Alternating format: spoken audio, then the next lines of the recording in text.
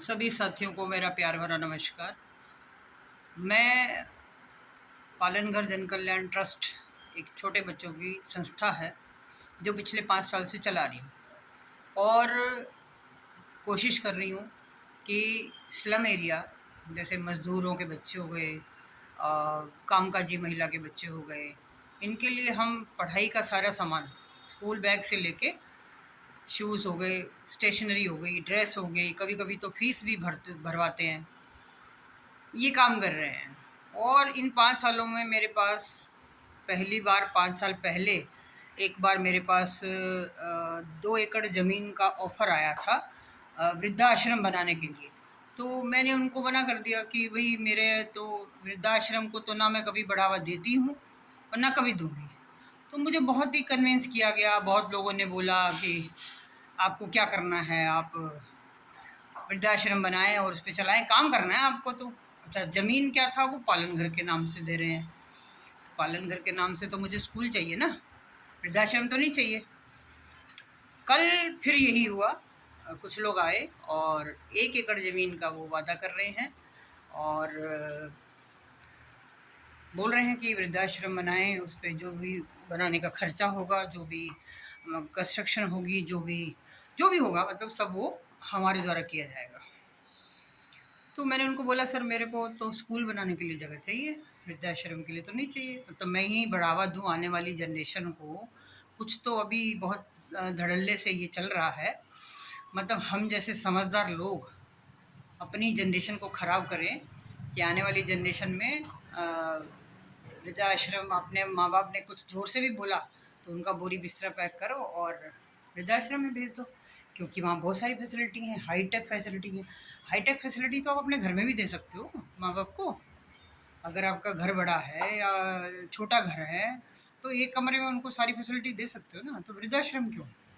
मैं हमेशा इसके खिलाफ रही हूँ और हमेशा रहूँगी। मुझे कोई लालच नहीं है कि मुझे 1 एकड़ ज़मीन मिल रहा है और मुझे मेरे नाम से मिल रही है, पालन घर के नाम से मिल रही है।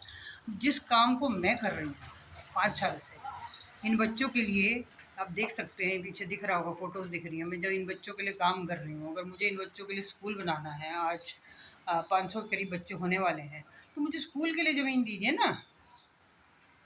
पालन घर में वृद्धाश्रम की कोई जगह नहीं है, ना इसके ऊपर हम कभी काम करेंगे, कम से कम मेरे जीते जी तो नहीं करेंगे। और ना ही हमें कोई लालच दे 1 एकड़ ज़मीन, 2 एकड़ ज़मीन। किसी को दानवीर अगर कोई बनता है, कर्ण दानवीर अगर कोई बनता है, तो मेरे बच्चों के लिए स्कूल के लिए जगह दो ना, जो हमारी रिक्वायरमेंट है। वो तो आप कोई मतलब उस तरफ तो किसी का ध्यान नहीं जा रहा। हम बार-बार बोलते हैं कि हमें ज़मीन चाहिए, हमें स्कूल बनाना है, मेरे बच्चों के लिए लघु उद्योग लगाना है, महिलाओं के लिए। 1 मिनट मैं लाइट ऑन कर लूँ, थोड़ा-सा दिखाई नहीं दे रहा है मुझे। वो तो आपको किसी को समझ नहीं आ रहा है, लेकिन प्रेशर ये दिया जा रहा है कि भई मैं ही थोड़ी ना हूँ, बहुत बड़ी दुनिया है, बहुत बड़ा शहर है मेरा फरीदाबाद। वहाँ से आप किसी को ले सकते हैं, वहाँ से आप किसी को वृद्धाश्रम के लिए किसी कैंडिडेट को ले सकते हैं, लेकिन पालनघर जन कल्याण ट्रस्ट कभी भी वृद्धाश्रम को ना बढ़ावा देता है, ना देगा। और मुझे ऐसी ज़मीन की ज़रूरत नहीं है, जहाँ पर मुझे वृद्धाश्रम बनाना पड़े, उसके बाद पालनघर के बच्चों के लिए स्कूल बनाना पड़े। मैं माफ़ी चाहूँगी हाथ जोड़ के, लेकिन इस वीडियो के माध्यम से मैं ये ज़रूर कहना चाहती हूँ, अगर कोई भी ऐसा दानवीन है जो पालनघर जन कल्याण ट्रस्ट के बच्चों के लिए स्कूल बनाने के लिए ज़मीन देता है, तो मैं उसको मानूँगी कि वो सच्ची सेवा कर रहा है, वो सच्चा दान कर रहा है, वो सच्चा सोच रहा है। देखिए, बच्चे हमारे आने वाले समय का भविष्य हैं। इनमें से ही कभी कोई आगे आने वाले 10-20 सालों में कोई प्रधानमंत्री बनता है, कोई गृह मंत्री बनता है, कोई एमएलए बनेगा, कोई पार्षद बनेगा। मैं उनका जीवन सँवारने के लिए बैठी हूँ, ना कि उन बुज़ुर्गों का जिनका जीवन ख़त्म होने वाला है, उनका और ख़राब कर दो आप, अपने घर से उनको अलग करके। तो मैं हाथ जोड़ के निवेदन करती हूँ, जिन्होंने मुझे ज़मीन का 1 एकड़ का दान करने का दिया था ऑफ़र, मैं उनको मना कर चुकी हूँ और क्षमा चाहती हूँ।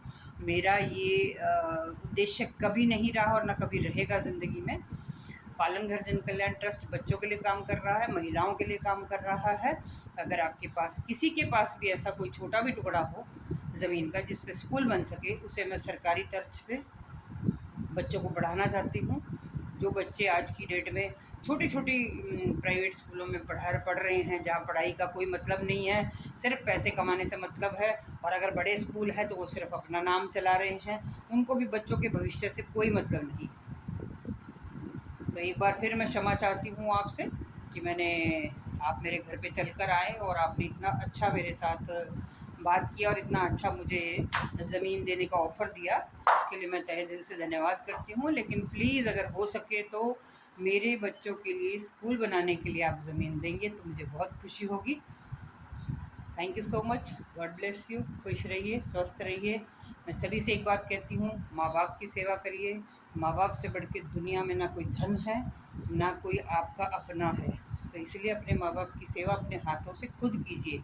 और अगर आपको लगता है कि आपके पास समय नहीं है, आप बिज़ी हैं, आप उनके लिए कोई केयर टेकर रख सकते हैं। आप उनको जब समय मिले तब समय दे सकते हैं, लेकिन इस तरह से उठा के वृद्धाश्रम में मत भेजिए। प्लीज़, ये मेरी आप सबसे हाथ जोड़ के विनती है। मुझे बहुत दुःख लगता है जब मैं इस तरह की चीज़ें देखती हूँ।